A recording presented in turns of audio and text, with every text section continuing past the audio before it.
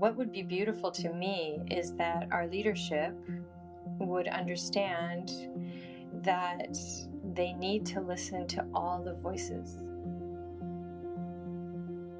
Welcome to the Inner Green Deal podcast, a podcast for sustainable, compassionate leadership. You just heard Dianne Dain, Chief Innovation Officer of the World Humanitarian Forum and founder of the initiative COPxx. I'm very happy to start Season 2 together with Dianne. With an impressive track record in innovation and technology, and a mother of four, grandmother of four, she will help us to reflect on the question, how can we listen to all the voices when negotiating climate action? As we're releasing this first episode of Season 2, conference number 26 of the Parties of the UN Climate Framework, COP26, is taking place in Glasgow.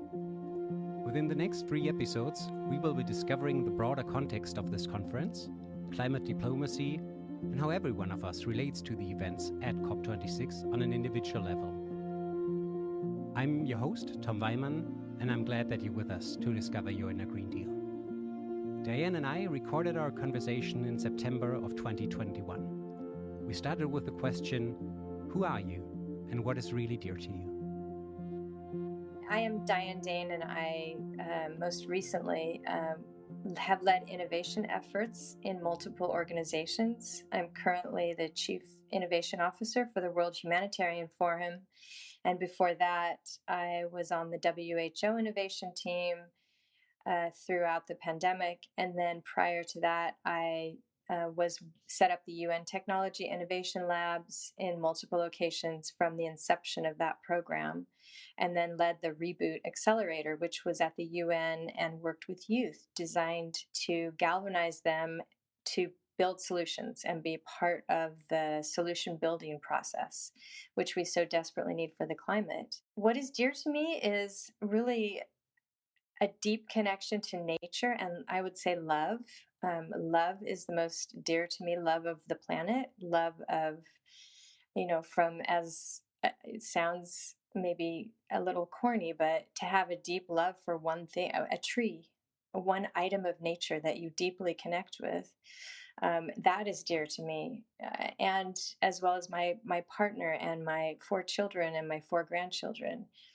And that love comes from deeply understanding that we are nurtured by Mother Earth and by a mother, which I didn't have in the beginning of my life because my story began as an abandoned baby at a Salvation Army hospital, and then into the largest foster care system in America, and then adopted into a family. So I deeply understand what it means to have nurture and care in your life. And that's what is dear to me. As Dianne pointed out, the importance of a deep, loving connection to nature, being nurtured and nurturing others, I wondered, how well are these values already guiding the decision-making when negotiating climate action on an international level? Well, we're completely disconnected from the one thing that nurtures every single one of us.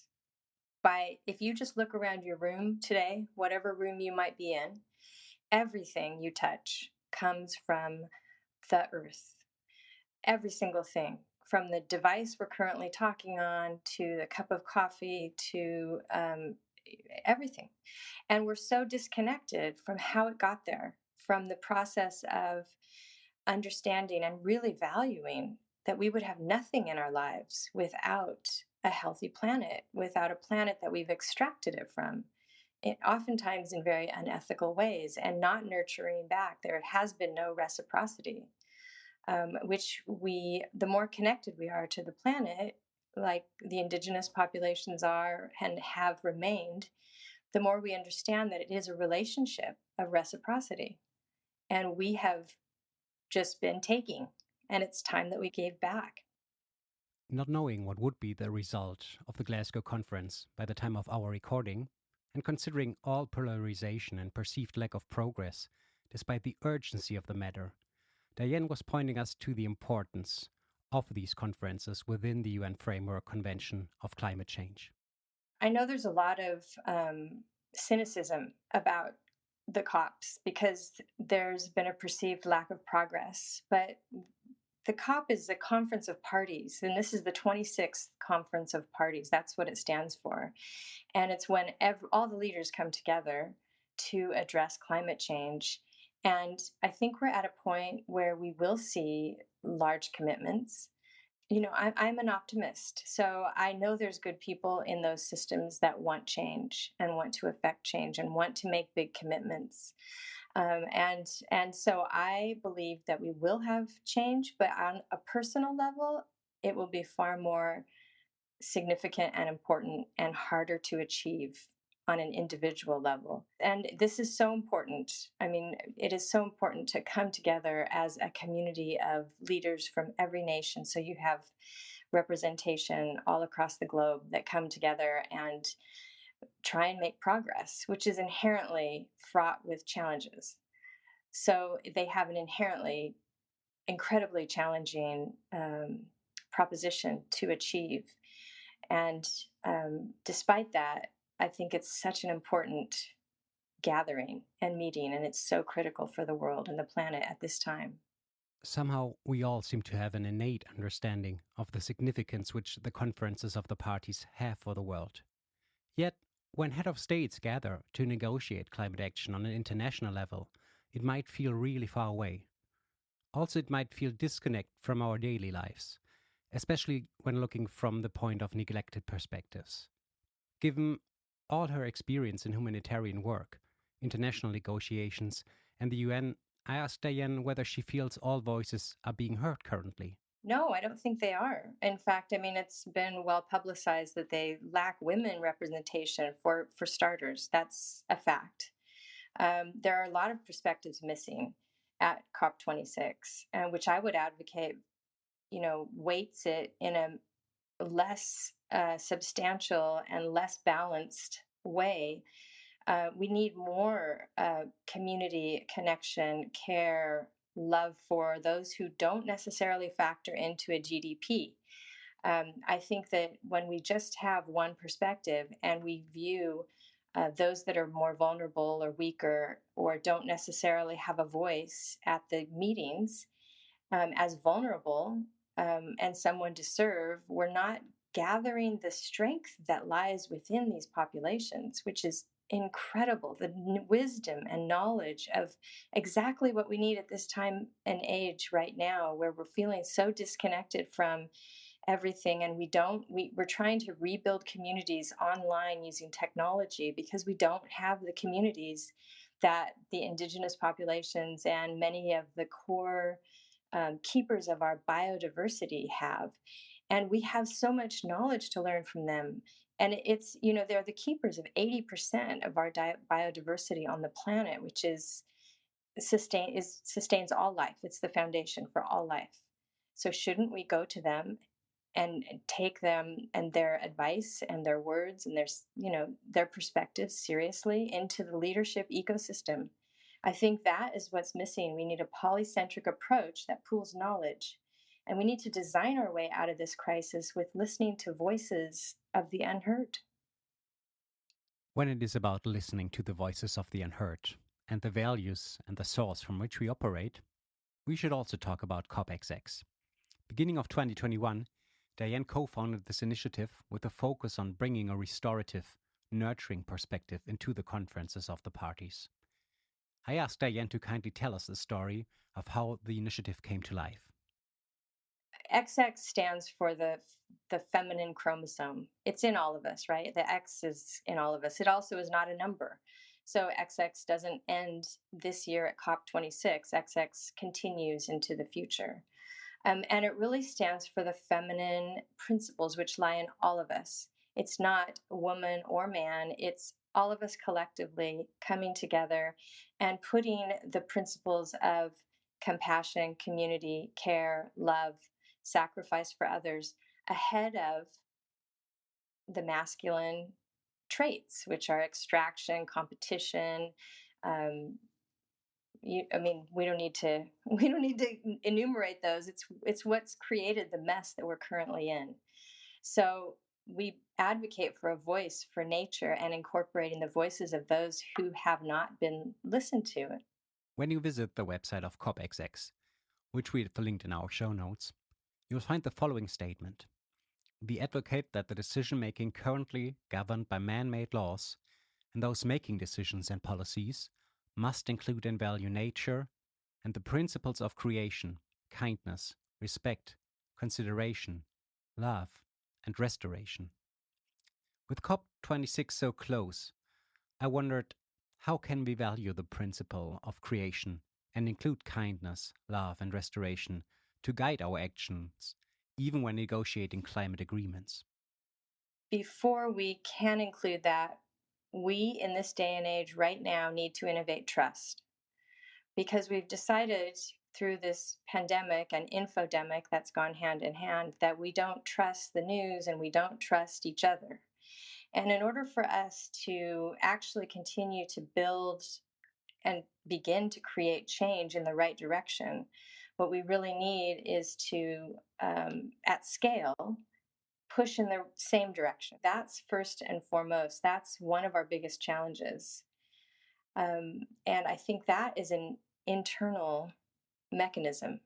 And it's an internal mechanism that each one of us have.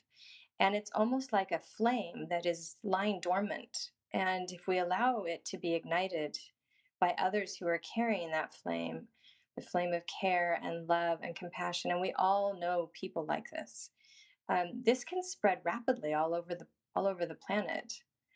I think that, it may sound a little idealistic, and perhaps it is, but that's exactly what we need now. We need hope. The youth need to have hope. We don't need a world of cynical, humans to in order to solve this.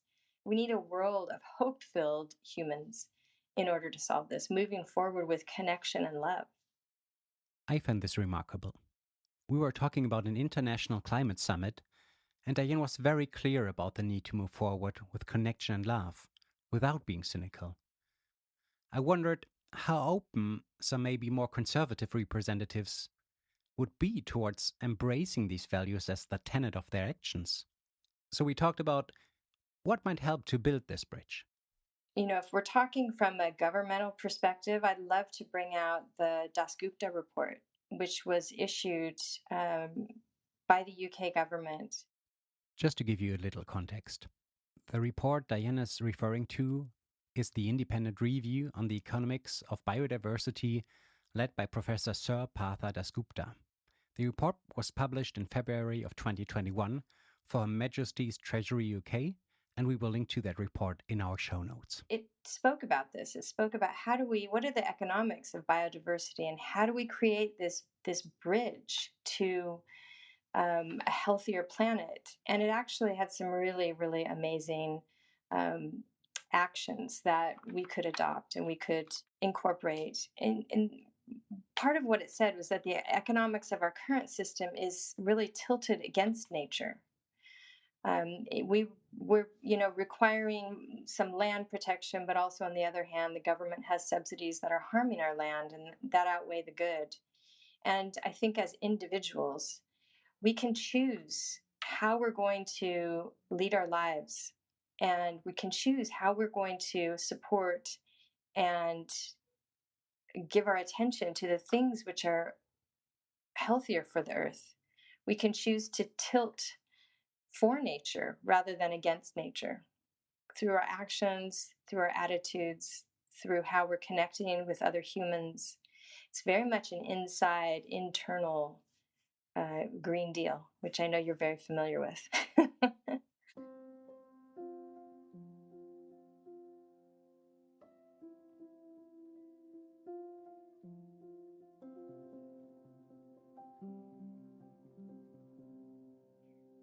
Of course, I'm really glad that Dianne is emphasizing the importance of this human inner dimension. So how do we do this? How do we tilt our economic behavior favoring nature? How do we foster our inner Green Deal and lead in this progress, especially in economically driven organizations? One resource could be the knowledge and the wisdom that has been preserved over hundreds and thousands of years. I found it remarkable that Dianne's first impulse was actually to look at the history of the UN and what could that mean for us adults today, our children, grandchildren, and the generations to come? I think we need to remember that the UN and their agencies were created to save succeeding generations from the scourge of war and humanitarian crises that affected us after World War II. And I I strongly believe that as they reach out, was in a meeting with UNFCCC, and they spoke about some of the indigenous leaders in the countries who worked with indigenous populations and had large indigenous populations. And they told a story which I think is very indicative of how we need to move forward as a planet. The government went and advised the indigenous leaders to change the way they fished and to decrease the holes in their fishing nets so that they could increase their catch and feed more of their population, because it was becoming a challenge to feed their populations and their communities. And the leaders of the indigenous population came back and said, we will not change how we fish because it will affect generations that are coming after us. And they said that they planned for 7 generations. And I think that's a shift that we fundamentally need to make, that we're not doing this for our generation. We're not even doing this for our children's generation. We're doing this so our grandchildren, great grandchildren, great great grandchildren can look back and say that at this moment in time, we almost removed humanity from the planet because of our actions, but we turned it around. What kind of an ancestor do you want to be remembered as? And that is how the indigenous populations live their lives. And that is something that we, as of us who have removed ourselves from remembering that all of us are indigenous and all of us belong to the earth, need to deeply connect and begin planning for generations in advance, not just for today or for our children or for even our children's children. It feels to me we are going on a deep dive here. How do we want to be remembered? What kind of ancestor are we going to be for the generations to come? And how can we plan for several generations ahead? Maybe Dianne is hinting us here onto what it could really mean to be an elder, or what wise leadership in times of climate change is really about. Maybe to help us guide our decisions, we could try to see ourselves from the eyes of the young. I've worked with thousands of youth at the UN. They have such good ideas. They have such amazing, all over the world, really running these challenges where we got solutions submitted. They're absolutely phenomenal. But they're watching us. And so what kind of modeling are we providing for the generation that's going to be raising the next generation and moving forward? How do we want to be remembered? And I think that that's something that's actually relevant as well as we make these decisions, that we're not just affecting the planet, but we're affecting the next generation who will be leading the planet. And that's something to deeply consider in our actions. Within some work environments, this might seem even a bit like an outlier, because there we find ourselves sometimes in such a different context. However, COPxx rephrases this question in another way, and they ask, if Earth was our organization, nature our CEO, and humanity our team, would we be making the decisions we see today? So how good of an employee are we if this were to be true? That's the current way we've been behaving is we aren't pleasing our CEO. We aren't considering our employer at all. We don't even take into account that we are paid by everything we do by this employer. And if we considered it, if we actually took the paradigm that our existence hangs in the balance, if we get fired from this organization called Planet Earth, we would completely change how we acted and behaved. And we wouldn't shame others, but we would encourage others to join the efforts of love and appreciation and reciprocity. And we would stop the extraction, and we would stop the wholesale masculine competition and race that's driving us into the ground, because we wouldn't be in existence. I mean, we're already seeing the effects of climate change, and the most vulnerable populations are the ones that suffer the most, because Earth is just going to get rid of humanity. I mean, if we don't change our behavior, that's exactly what will happen. We will be fired from this beautiful planet. So I hope that, our shareholders being the earth and the planet, that we would adjust not only our actions, but internally the love and appreciation that goes so far. When we really appreciate and love something, we don't harm it. We don't want to harm it. When we consider everything as alive rather than just a inanimate being, all of a sudden our behaviors change. If trees could actually speak to us, we would be paying attention. But because their form of communication is different than ours, we assume that they have no knowledge or they have no way of connecting with us, when in reality, that's not the truth. And we are being very much watched by our planet and what we're doing and our actions. So I think, for me, it comes down to really love. And I think that that can change everything. I feel really uplifted by Dianne's optimism. So if the way we relate to ourselves, others, and the world around us can change everything, maybe in the long run, the shareholder value of Earth and the shareholder value of a company might not be so different from each other after all. I wondered, what is already happening that amazes Dianne?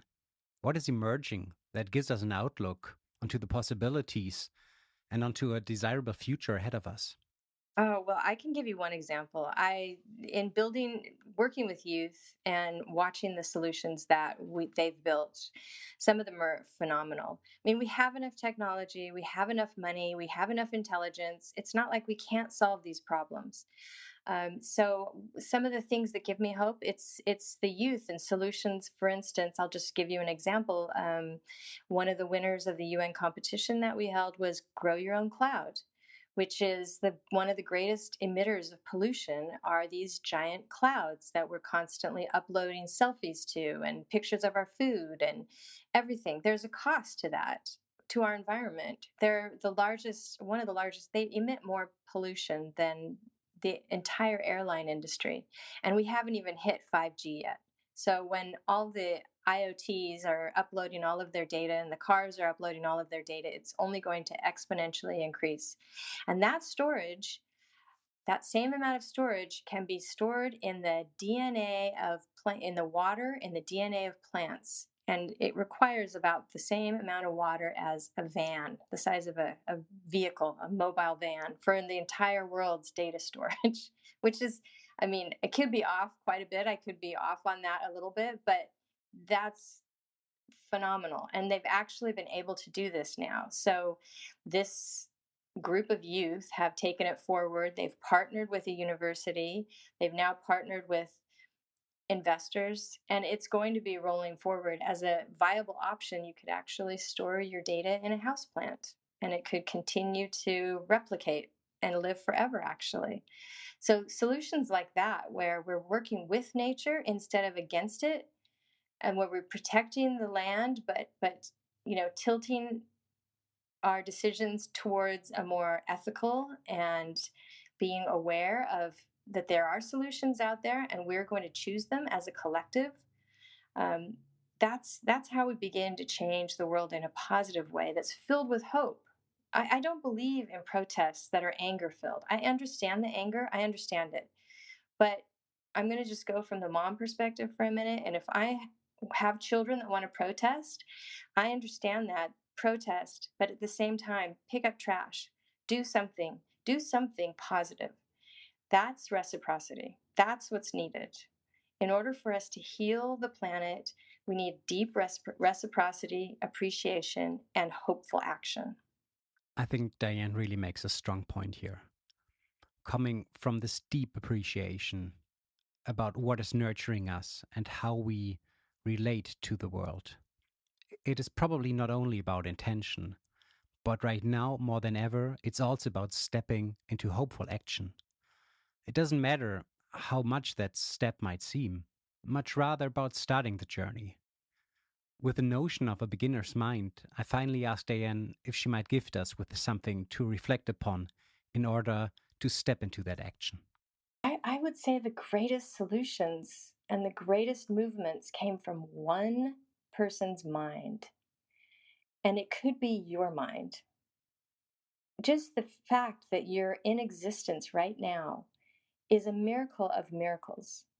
And our solutions, it doesn't matter where they come from, where if you're in the lowest, most, oppressed situation and you have an idea, it is possible to sprout that idea into something significant that could change the world. It has been done many, many times. And in fact, that is the only way the world has changed. And with such a beautiful statement, it felt to me like there was only one thing left for me to do, which was to express my deep gratitude and appreciation, saying thank you to Dianne for being our guest and sharing so many important insights and hope with us. Oh, thank you so much, Tom. It's such a pleasure to be here. And I wish you so much success in changing hearts and minds, because it really is an inner Green Deal that has to come first. I'm so grateful to Dianne for sharing her compassion and her courage with us. So if it is an inner Green Deal that has to come first, how can we foster it? Dianne mentions reciprocity, deep appreciation, and hopeful action. So I invite you to contemplate together with me on this over the course of this week. How can we hear all the voices when we come together? When we gather at COP conferences, within our companies, and also at home? Even more so, how can we hear all the voices within ourselves? Especially the quieter ones, the ones that will stand in for caring, nurturing, preserving, even restoring what is around us. In this regard, when preparing our conversation, Dianne and I talked about being inspired, and we both independently from each other mentioned the book Braiding Sweetgrass by Robin Wall Kimmerer. So we've also put this into the show notes for your reference, in case you're curious. In the upcoming episode around COP26, Jeroen Jans will be welcoming Dutch climate envoy Marcel Beukeboom. Together, they will both explore the question, how can we all be climate diplomats? This upcoming episode will help us to explore the broader context of climate politics and understand how we personally relate to the events in Glasgow. If you'd like to start a dialogue or support the Inner Green Deal, please reach out to us via the show notes. Thank you for being with us on the journey to an Inner Green Deal.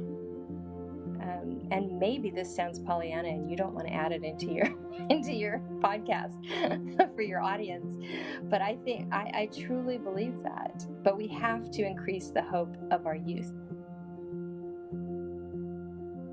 We need to continue to model hopeful behavior for the next generation. We have an obligation to do that.